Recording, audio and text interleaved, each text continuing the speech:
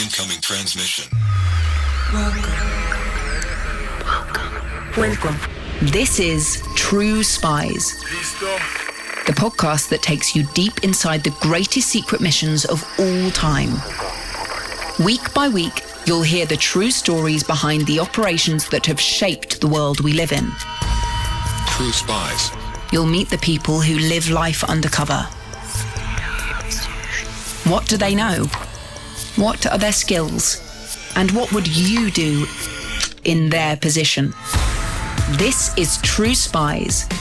What's interesting about Flaviu's case is that prior to engaging in the arms deal to arm the FARC, he calls the CIA and he offers his services to provide information about that very arms deal. And so the question that ultimately is raised in his case, and that really is, one that's hard to answer, is whether he was truly working for the CIA. I'm Daisy Ridley, and this is True Spies from Spyscape Studios. The Alphabet Boys.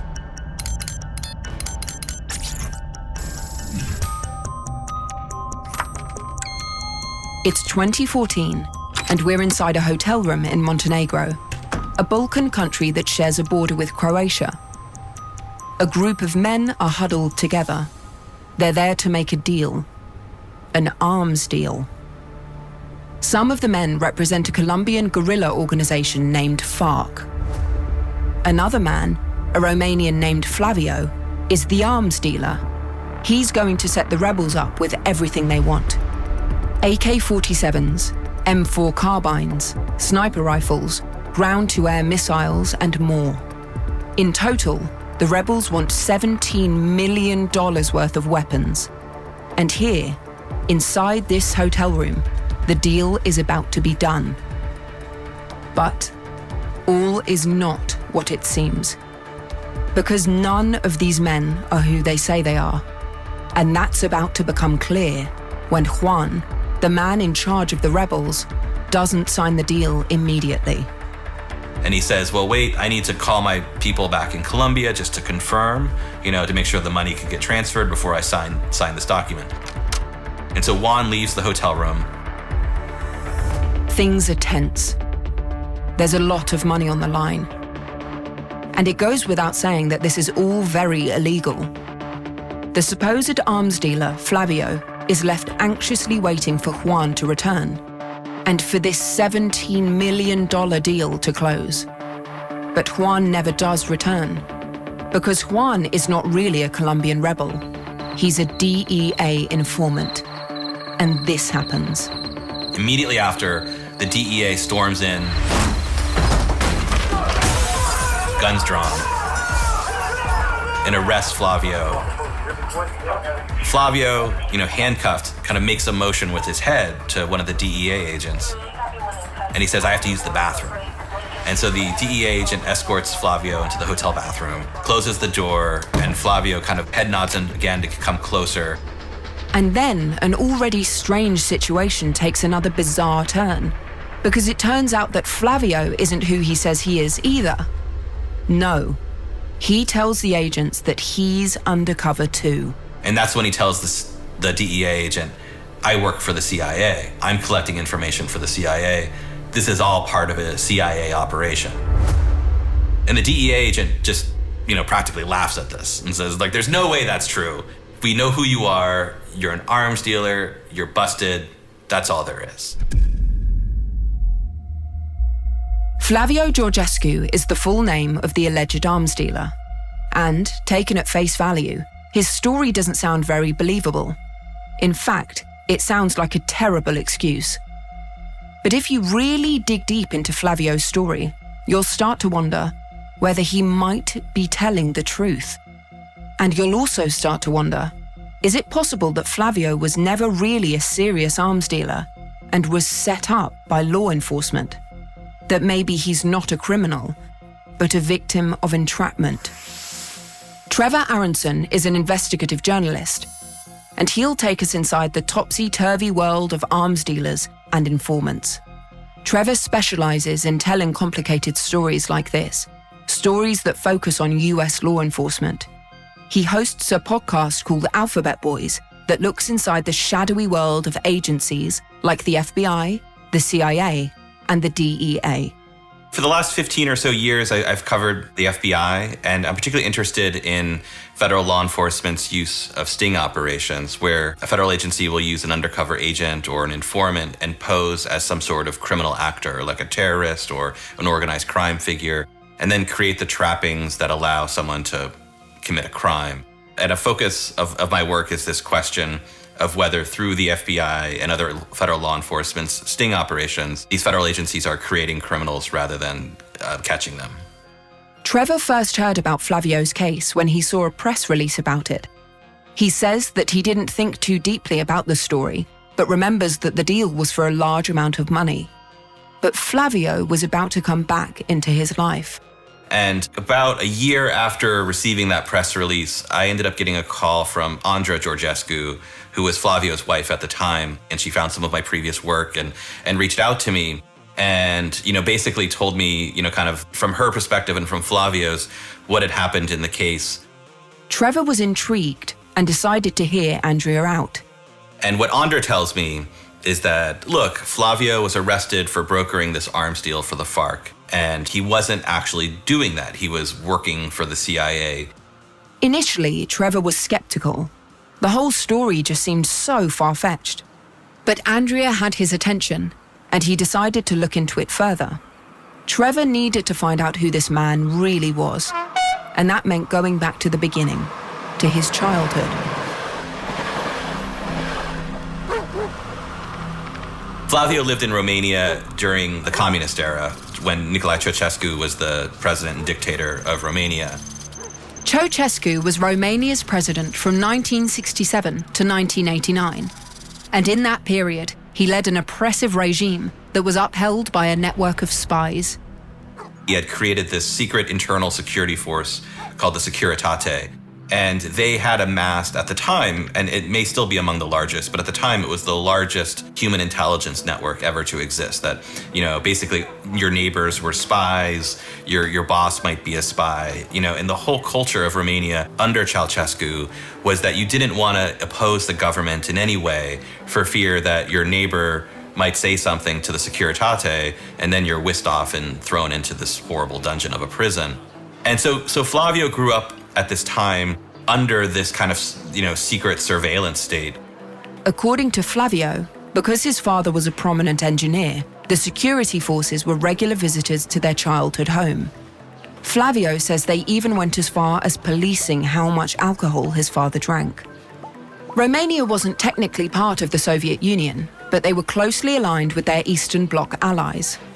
So the same anti-American sentiments were an intrinsic part of Ceausescu's regime. Growing up behind the Iron Curtain, Flaviu got few glimpses into life in the West. Everything that the West represented was at odds with Ceausescu's regime. But what Flaviu was able to discover fascinated him. He describes a friend showing him how to listen to Radio Free Europe and Voice of America on his radio, and so he would go into his room and listen and hear about the West, and he was intrigued by America. Nicolae Ceausescu was overthrown in 1989. After a short trial, he was found guilty of genocide. On Christmas Day, he was executed by a firing squad. After that, things began to change in Romania. The network of secret spies dissolved, and the country began to open up to the West. Which meant that, when he was in his 20s, Flaviu headed straight for America.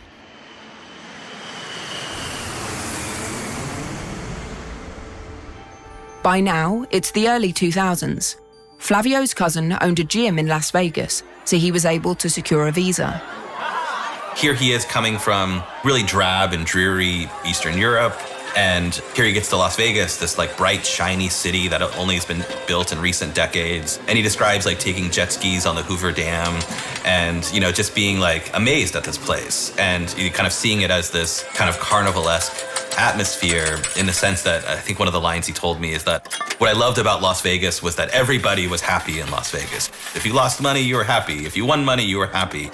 And to him, that was really an enormous contrast from the Romania he grew up in, where life was hard and people weren't happy and they were fearful of their neighbors and the government. And so, in Las Vegas, Flaviu started to build a new life for himself. And to do this, he had to rely on his biggest talent, his gift of the gab. Like, he's someone who can meet someone and right off the bat, talk to them for hours and in an engaging way. Flaviu was able to talk to anyone about almost anything, which was perfect for his new career as a fixer. He knew a lot of people, made a lot of connections. And so, when wealthy Eastern Europeans came to Las Vegas, Flaviu could get them whatever they needed. So if they wanted to buy an expensive car, Flaviu knew the contacts. If they wanted to get into an exclusive club, Flaviu knew who to call. Flaviu was finally living the dream.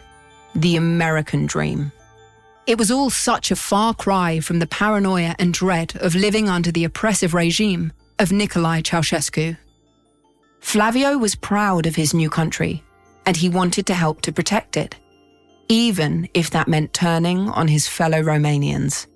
One of the things he was seeing was that the Romanian community, through organized crime organizations, was committing fraud, committing crime. And to Flaviu, this was something that he just couldn't tolerate. Through his connections in Las Vegas, Flaviu became aware of a Romanian crime ring that was operating a credit card scam. The gang would steal credit card information from gym lockers, then send people into casinos to pick up cash advances. The operation was slick and effective and could rack up tens of thousands of dollars in a matter of hours. In that kind of situation, a lot of people would probably turn a blind eye, look the other way. These gangs are dangerous, after all. But not Flaviu. He wanted to protect his new country, and he'd internalized the see something, say something mantra that was popularized after 9/11. Flaviu had seen something, and he was going to say something to the FBI. Flaviu approaches the FBI and tells them he has information on these Romanian crime gangs. And when his information checks out, he becomes an informant. And so the FBI effectively signs him up. And the paperwork confirms this. We have FBI documents showing that around 2002, he had become an FBI informant, registered informant, in the FBI parlance, a confidential human source. But it turns out that Flaviu had a problem with that parlance because he hated the word informant. When Flaviu was growing up in Romania, informants were the lowest of the low. They were upholding a brutal communist regime, keeping a dictator in power. Flaviu saw himself as the opposite. He wasn't harming his new country, he was helping it. And so what Flaviu would tell me and tell the FBI agents was that I'm not an informant, I'm a friend. And he insisted on this use of the term friend. That when the FBI agents would talk to him, they wouldn't refer to him as a CHS or an informant, that he was a friend. And that was an important kind of distinction for Flaviu. Friend or informant, Flaviu was now working with the FBI. His role was to bring sources who were hesitant to come forward to meet with law enforcement. Just as he made money as a fixer, he was performing a similar role here, bringing people together. But it turns out that some FBI agents were a little thrown off when they started working with Flaviu the fixer. Flaviu was not the typical informant. In many cases, informants are providing information in exchange for leniency on a prison sentence. So, they tend to be criminals. Flaviu was different. He wasn't trying to get out of jail. He was doing this of his own volition. Those differences became clear when, at one of his first meetings, Flaviu presented an FBI agent with a case of wine. The agent refused. It's against the rules to accept gifts from informants. And that upset Flaviu. And Flaviu is just insistent. Like, he's not going to go forward with any more conversation unless you take this wine. Because I'm your friend, here's some wine. And it turns into this argument. And the other agent in the room calls downstairs where this FBI agent named Mark Pinto is waiting. Mark Pinto was, according to Trevor, the kind of agent who was willing to bend the rules a little to get the job done. He accepted Flavio's wine, and the pair formed a close friendship. The relationship that Mark and Flaviu end up developing isn't just, hey, let's meet in this parking lot and exchange information. They're going out to dinner, they're, getting together for drinks and getting to know each other, to the point that, a kind of friendship is created between them. Together, Mark and Flaviu successfully infiltrate the Romanian crime ring and start to build a case against them. Flaviu is doing what he set out to do. He's protecting his new country. He's a friend to law enforcement. But these actions had consequences. The Romanians discovered it was Flaviu who was providing information to the FBI, and they put out a hit. And Flaviu, is concerned about his own safety, and as a result, flees the United States. After all of his efforts to protect America, Flaviu ends up having to leave the country he loves. Ultimately, Flaviu was successful. The Romanian crime ring was brought to justice. But Flaviu, due to his role as a confidential informant, was never credited for his part in taking it down. He'd have to start all over again in Romania for fear of reprisals. But Flaviu is resourceful. He's still got the gift of the gab. So he starts to spin up various new businesses. He sells food rations, he sells ankle bracelet monitors, he hustles, and he finds ways to make money. And so he was going back and forth as a bit of an international businessman. He lived part of the time in London, part of the time in Romania, and would return from time to time to the United States as part of his business work. According to Flaviu, he continues to work as an informant during this time period. There's no paperwork to confirm that, but it's what he says.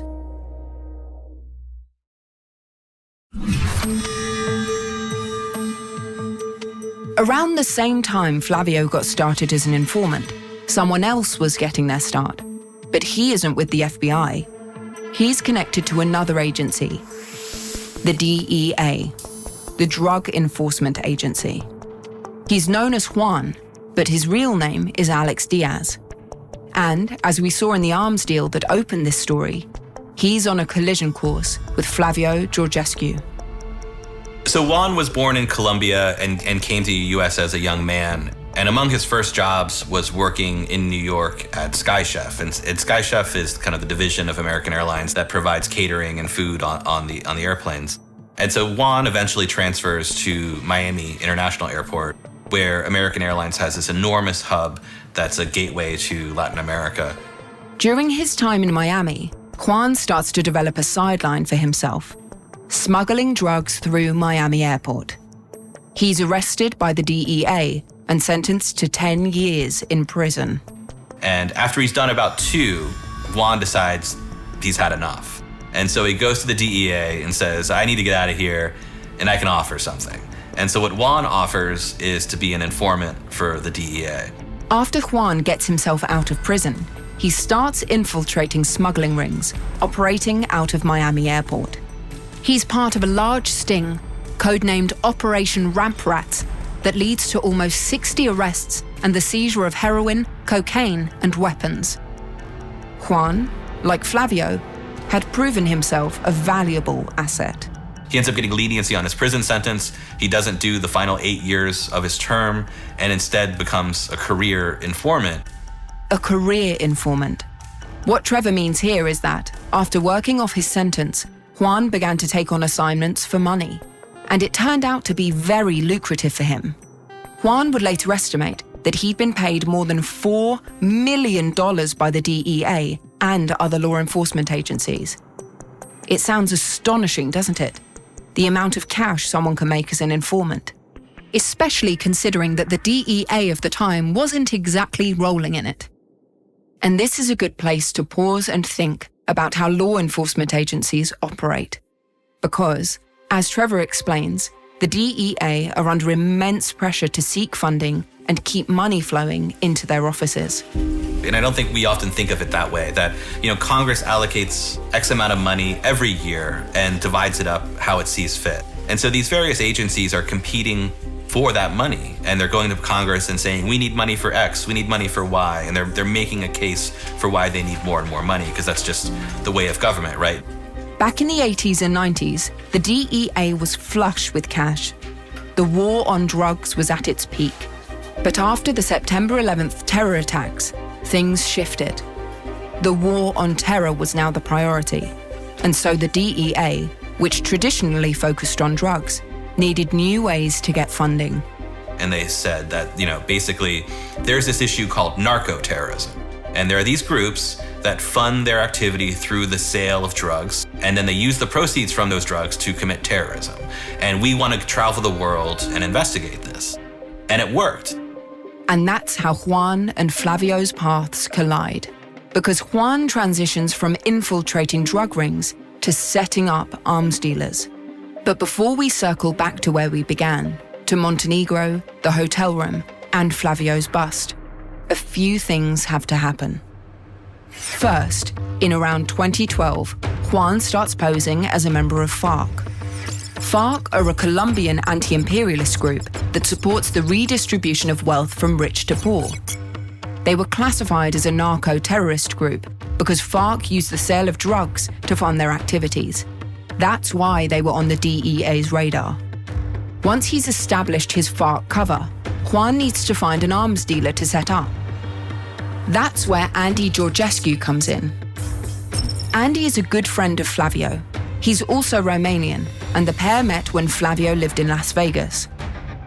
Andy is, by all accounts, a dubious character. He operates a shipping company and has a reputation for not asking many questions about the cargo he transports. Turns out that Juan has a connection to Andy. And so Juan goes to Andy and says, hey, I represent this group in Colombia, the FARC, and we are looking to buy millions of dollars in weapons. Do you think you can make that happen? And Andy calls Flavio, because Flavio, as far as Andy is concerned, is a guy who knows people, he's a fixer, maybe Flavio can make this happen.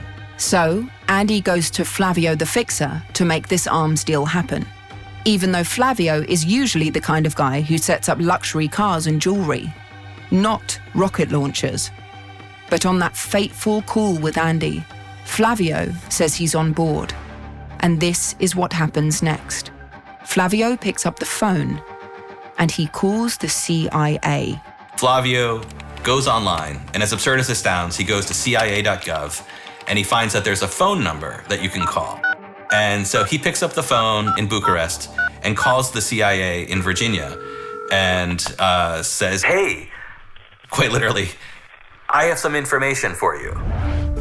As absurd as it sounds, it's not that far away from how Flavio first connected with the FBI all those years ago. But this time, things don't go as smoothly for Flavio, and the CIA don't want to be friends.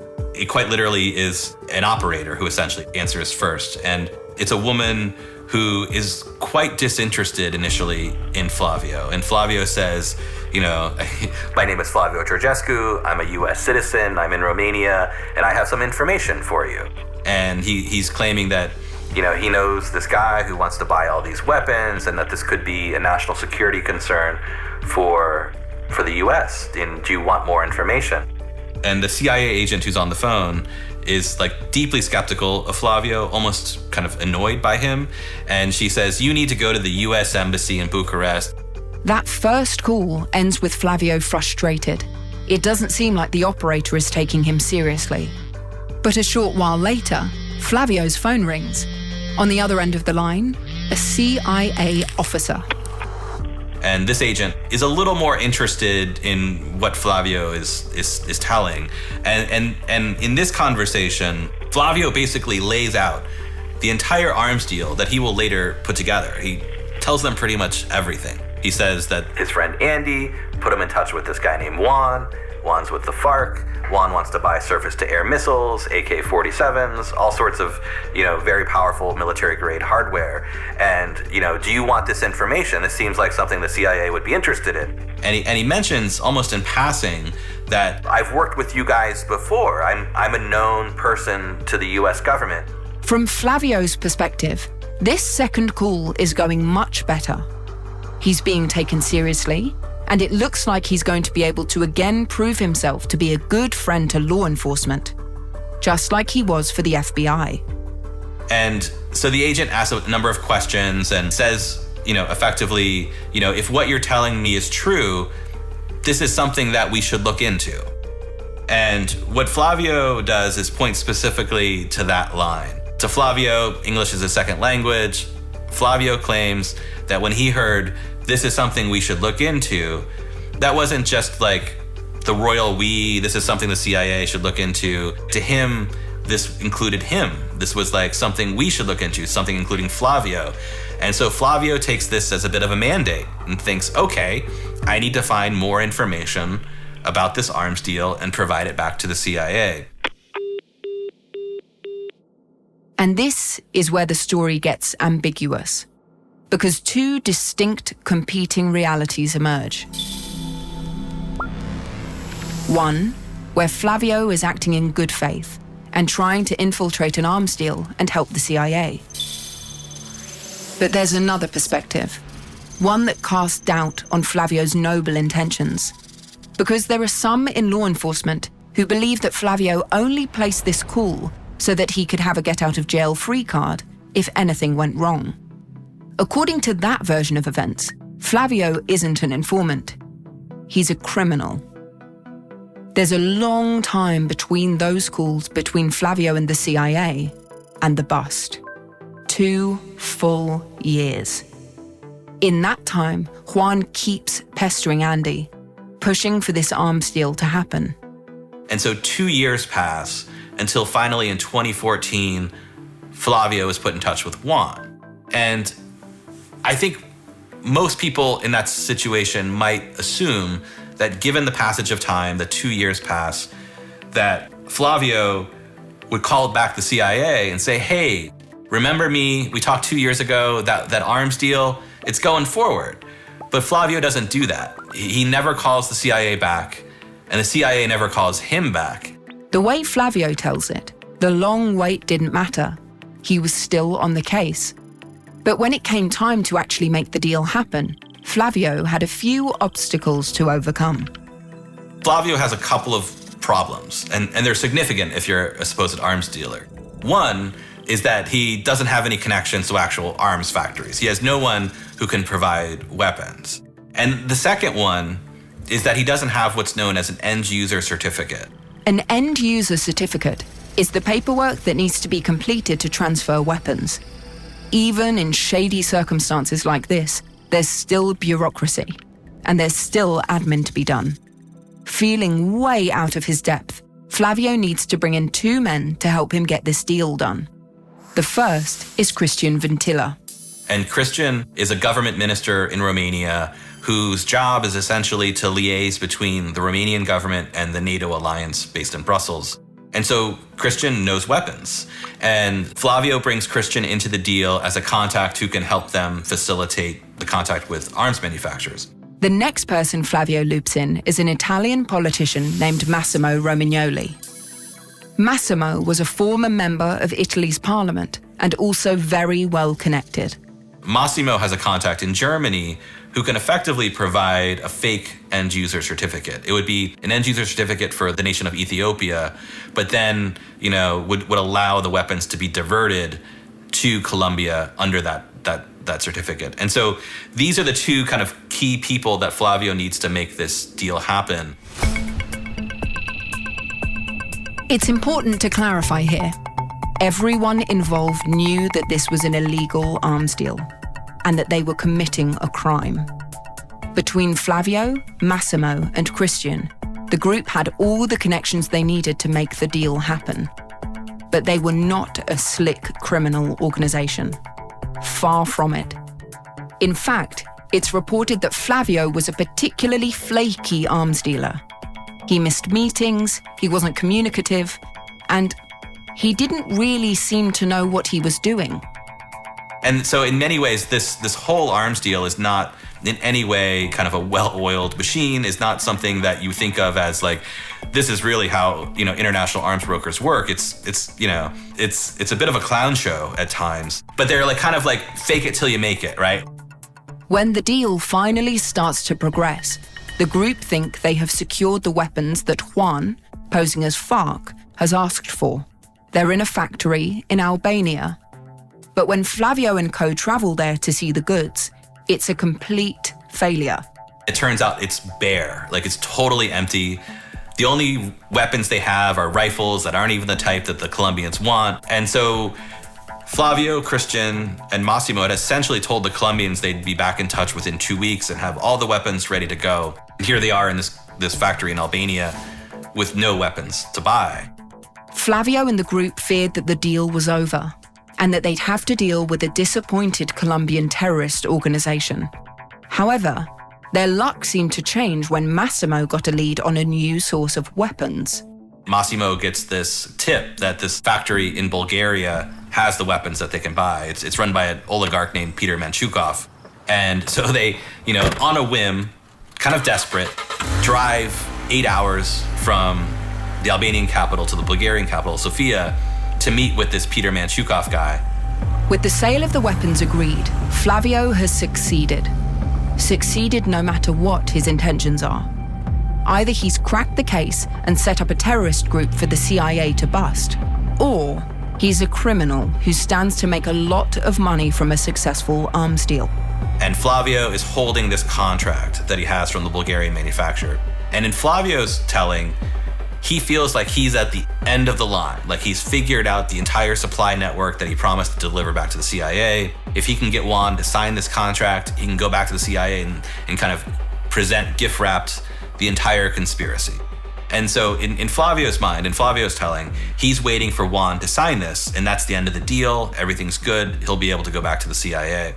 With everything in place, Flaviu goes to Montenegro to meet with Juan and FARC. All that's left to do is sign the paperwork and get the money. We're finally back inside that hotel room where our story began. Remember, Juan takes the contract and exits the hotel room, and the DEA bursts in and arrests everyone.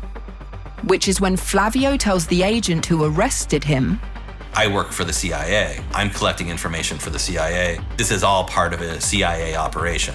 And the DEA agent just, practically laughs at this and says, there's no way that's true. What Flaviu claims is that DEA agent told him, you watch way too many James Bond movies. There's no way you work for the CIA. We know who you are. You're an arms dealer. You're busted. That's all there is. According to the DEA, Flaviu is a crook. He set up this arms deal to make money, nothing more. But according to Flaviu, he was just being a good friend to law enforcement. He pointed to his long association with the FBI as proof of that. And there was someone who could vouch for him. Remember Mark Pinto, the FBI agent who, along with Flaviu, brought down the Romanian credit card ring? Mark was asked to meet with the DEA to give his opinion on Flaviu's story. And they lay out the whole case for him, the calls to the CIA, what Flaviu did in orchestrating the arms deal for Juan. And at the end of the meeting, Mark was kind of like, I don't know for sure, but unless Flaviu has fundamentally changed since when I knew him, he's getting screwed here. Mark seemed to believe that however strange the story was, he didn't think Flaviu was capable of committing this crime, and that Flaviu was a true believer. He was a true believer in the American promise, and that he really thought he was helping America in this way. That was the only way Mark could explain it. In 2016, Flaviu Georgescu stood trial, accused of being an arms dealer.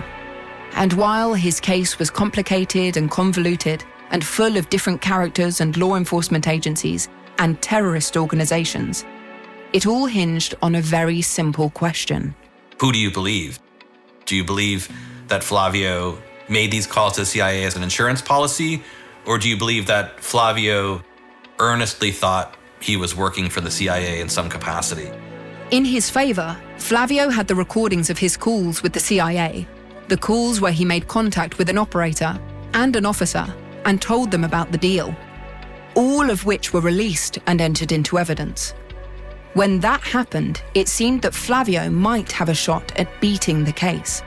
But those hopes were soon dashed when Flaviu's partners in the deal, the Romanian government minister and Massimo the Italian politician, turn against him. So prosecutors' answer for that is to cut a deal with Christian. And Christian becomes a cooperating witness for the government and then approaches Massimo, who is ultimately assigned to the same jail cell as Christian, and says, you need to cooperate too, you should cooperate. And Massimo eventually agrees as well. Massimo and Christian's testimony sunk Flaviu. And ultimately, the jury didn't buy Flaviu's story. He was found guilty. The man who was so proud of his past as a friend of law enforcement was now a convicted felon. Flaviu was sentenced to 10 years in prison for his crimes, which included conspiring to kill officers and employees of the United States. At the verdict, he said to the judge, "It's hard to believe I'm standing before you for sentencing. It's embarrassing to be in this situation." Perhaps no one understands Flaviu's case better than Trevor Aaronson. Trevor completed a 10-part podcast about Flaviu called Alphabet Boys Up in Arms. It's out now, and you can listen wherever you get your podcasts. But when asked what the truth of the situation is, Trevor isn't sure either. There are times I think it's quite possible that Flaviu really thought he was doing good and got too deep and he's paying the price. And then there's the part of me that's like, is Flaviu just a really great actor? And, he intended for this arms deal to go through. He intended to make millions and millions of dollars. And when it didn't go through, he had this kind of elaborate cover story. A cover story so elaborate that, its ambiguities are, the stuff of stories that we tell now. Earlier this year, Flaviu Georgescu was released on probation. He still maintains his innocence. I'm Daisy Ridley. Next time on True Spies, you'll hear all about the Soviet agent who had a direct link to Stalin, the Japanese Prime Minister, and Adolf Hitler.